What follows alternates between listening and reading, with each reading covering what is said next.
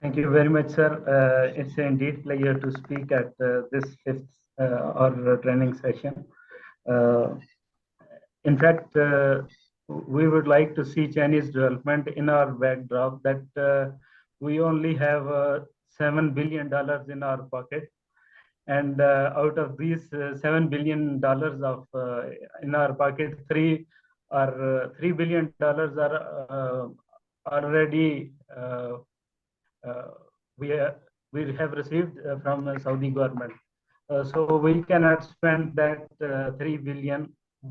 Out of only 4 billion left, we can only assume that in the next couple of years we would be in a position to uh, gain more income for our beloved country. Uh, as far as Chinese achievements are concerned, the world's largest economy, uh, um, as previous speakers have said, that world's largest economy is currently China, as per purchasing power parity. Uh, there is also world largest middle class uh, nation is the Chinese people, where world's largest middle class is uh, living over there, and most of their successful achievement is that 90% and more of their people are satisfied with the so far achievements of their government. So this has been phenomenal success for Chinese people. I think there are four main points in my presentation that derive this Chinese uh, achievements so far. These four principles are seeking. Number one of this is that they seek truth from the facts, and those facts. After that, getting these truth from the fact at the ground level, they try to take decisions in the right way. Uh, their controlling mechanism after the opening of China, and particularly the controlling mechanism of Chinese CPC has remained so far the success for the Chinese people. Secondly, people's livelihood-oriented policies have emerged because of their good decisions. Out of these people's livelihood-oriented policies, number one was the economic reforms, the second was social reforms, and third were the political reforms. We must all uh, know that Chinese people have decided to go to down to earth and to produce tangible results for the benefit of the Chinese people. In material, cultural, and other terms, this was the most remarkable thing that Chinese have done so far. Lifted out of 850 million people out of poverty is not a uh, joke, as for we should say that number third of this topic can be a mixed economy. Chinese social market has implemented a mixed economy based on capitalist and socialist uh, decisions. Uh, I think in the next decade or in the next 2 to 3 decades, they have already planned the achievements to how to gain these milestones in the next 2 or 3 decades.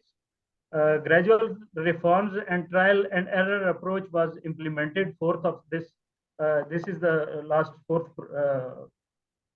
Uh, I would say that this is the last fourth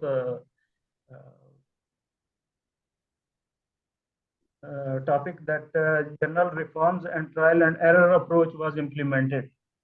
And as far as the madam has highlighted that Bangladesh has much more rapid achievements, has gained much more rapid achievements than us. I think that their decisions regarding uh, provision of utilities, uh, provision of tax reforms, and other these things I have implemented in an establishment of special economic zones for them, which had implemented in a much positive way for them. In test case, I would present here two test cases. Number one would be most recent soya bean import situation that we are currently going through. I have just received an email from one of my colleagues that these imports are allowed, and now after immense pressure from USA, and our government has decided to uh, pass on these GMO, genetically modified soybean imports into Pakistan, which is already banned from as per Pakistani law is concerned. So second test case would be that PIA has already been forefront and achieving many milestones in the year 1960 and 70.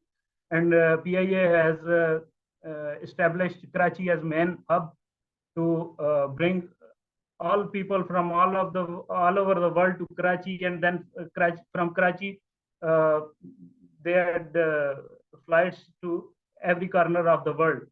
So the same principle is currently implemented by Emirates, Qatar, as well as Turkish Airlines, and they are earning much more.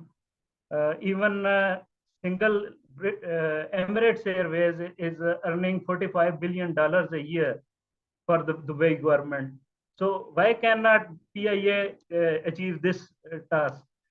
All of this required thing is that we need to purchase more aeroplanes for our national carrier, and we need less corrupt people so that we can achieve much more economic growth in this sector. With this, I thank you all. Thank you very much. Thank you, Khizar Zaman sab. You mentioned we need less corrupt people. I think we need no corrupt people. Enough with corruption. Because now it's a time that we cannot repeat old mistakes. Rather, we should be doing new mistakes. We should be doing new experiments. As our first speaker mentioned about the Chinese model of incremental growth and the organic growth, which was also echoed by the second speaker and also by Zamira Sadisa. So we should be doing new mistakes, new experiments, cannot repeat the old ones. Thank you again, Mr. Khizar Zaman, for your contribution throughout in these sessions. And now I just wonder what all the speakers had eaten today. They were all showing a lot of energy and enthusiasm, and she brought in our conversation very important pointers. And now it's already 6 p.m. and I have to take one or two questions, and then we shall wrap up. And we'll also have a comment from Mr. Azeem Khan. But first, we shall be having one or two questions. If anyone has a question, please switch on your microphone and you can ask a question from whomsoever you want to, like from the speakers. Anyone with a question?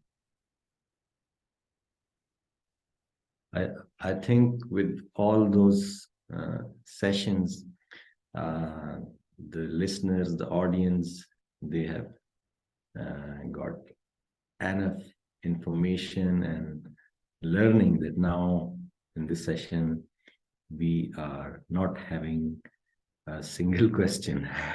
I think we don't have any question. I would just like to add few comments. Please. Because today's session was totally about the economic model. So basically it was about that how we can learn from China. and how we can achieve towards economic prosperity. That was the purpose of today's session. So the things which we discussed about special economic zones and all these things are linked with political stability, because political stability is very important. And as far as CPEC is concerned, China-Pakistan Economic Corridor from Kashmir to Gwadar, and in that there are some economic zones as well.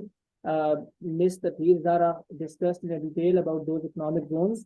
So, I mean, if we are politically unstable, how these economic projects and how these developments, these investments, especially the foreign direct investment, how we can attract the, we can say that the investors, the businessmen to our country.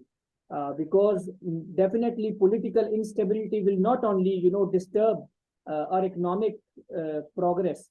It will also, I can say, it will also disturb everything. It will disturb peace, stability, and all these things are interlinked. I mean, without political stability, it is difficult for us, for Pakistan, to achieve economic growth or economic sustainability, I can say.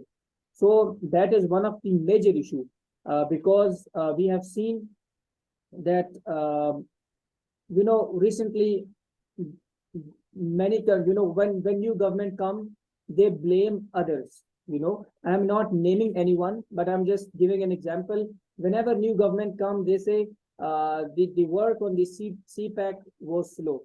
Somebody say the work under this government was slow. We did a great work. So the point is that why these governments are going to decide the economic strength and economic growth. I mean, why don't we make a policy on certain issues, that we have this policy for CPEC, we have this policy for Pakistan-China relations, and this will not change, even though who is sitting in the government is not important. This is from any political party. So I think we have to decide few issues that are extremely important if we want to move towards economic prosperity. But unfortunately, I haven't seen that kind of interest in our politicians, sorry to say, in our parliamentarians, because they are interested in other things rather than developing Pakistan or its economic growth, unfortunately. And as far as people are concerned, this is not the job of people to attract foreign investors. This is not our job. We have economists, we have foreign office, we have business community, we have chamber of commerce. So I mean, this is their job to attract all these things and towards economic prosperity, adopting any kind of model, making a policy on certain issues. So politics and political parties, they play a very vital role. As far as we are concerned, young people are concerned, what we can do, we can showcase a positive image of Pakistan. We can build a strong friendship between Pakistan and China. We can show a picture through which we can tell us about Pakistan and China, and then we can promote tourism. I mean, this is what we can do. But as far as government is concerned, they should make those kind of policies that the policy will not change even if the government changes. About there are some national security issues, but also includes CPEC in that as well. And the relations of Pakistan with other countries, we are having importance. So we have to make them that these policies will never change, even though the government, who holds the government, that's not important. But if, the progress, the economic growth, the economic sustainability will stay there. So I think we have to work on that. These are, this is what I think, and this is my opinion on this. Thank you. Thank you for your submissions, Musawar Tanoli sahab. I would add to that some of your points. Mr. Zamir Asadi sahab talked about socialism with Chinese characteristics, and he talked about what is this socialism with Chinese characteristics. It's a win-win situation, win-win model for all the countries, those who want to cooperate with China. But it's even beyond that. It's kind of a people-centric growth model, or it's kind of people-centric approach. Like the Chinese economic model, it's focused on its people, how to lift their people out of the poverty, how to bring prosperity to their people. So when you take out people out of any plan, any equation, that is not going to be sustainable thing. So people should be at the core of thing, and that's why we call this mighty nation in our neighborhood. It's People's Republic of China because it's people centric. So that shouldn't be forgotten. Let me have a quick comment from Mr. Azeem Khan Saab, and then we'll wrap up. Assalamu alaikum. Today is the 7th session of our 8-session online 1-month program of internship program.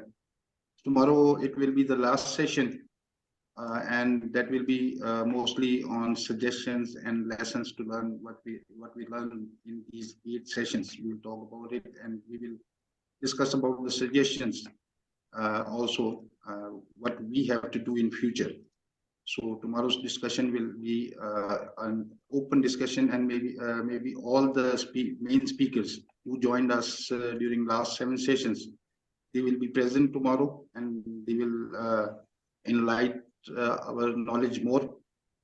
So I wanted to thank everyone who participated during last 7 sessions, and I want to share one more thing here. As all the speakers has given the 100% effort, and today's session was very knowledgeable session because everyone talked very comprehensively about this topic.